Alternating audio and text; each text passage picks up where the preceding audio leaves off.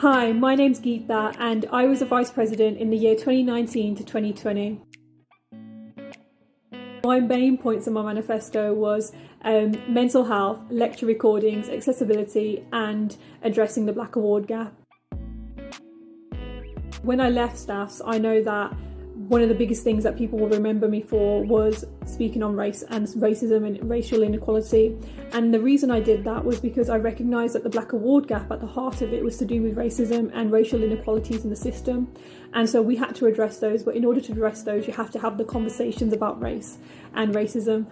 And so I was able to do that, and the Black Award gap is the difference between black students and white students obtaining a 2-1 or a first, and it's nothing to do with their own ability, it's to do with the inequalities in the system.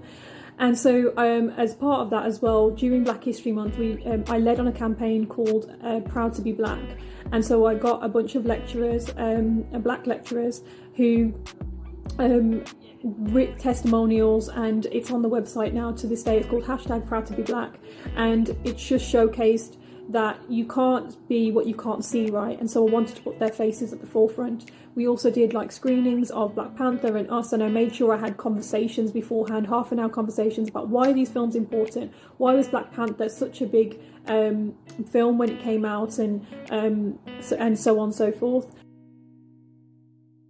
We wanted to ensure that the racism and racial inequality conversation was brought to the forefront, not just amongst staff but amongst students too.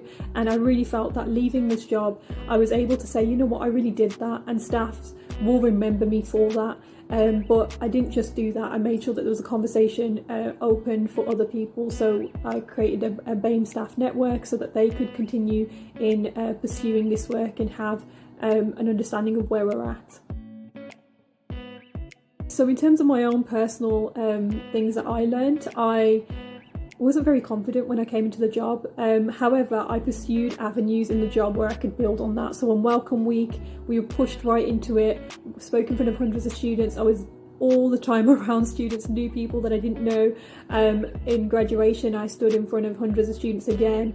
And so I was constantly pursuing opportunities for me to build on my confidence, and I feel like that's the only way you're going to get as much as you can from this role, is pursuing those opportunities to build on those areas that you feel like you need help with. But honestly, it's really exciting to see the next generation of officers coming through, and I hope you really do apply for this job, because it's not just for the popular people, it's for the underdogs. I was a person who was not popular.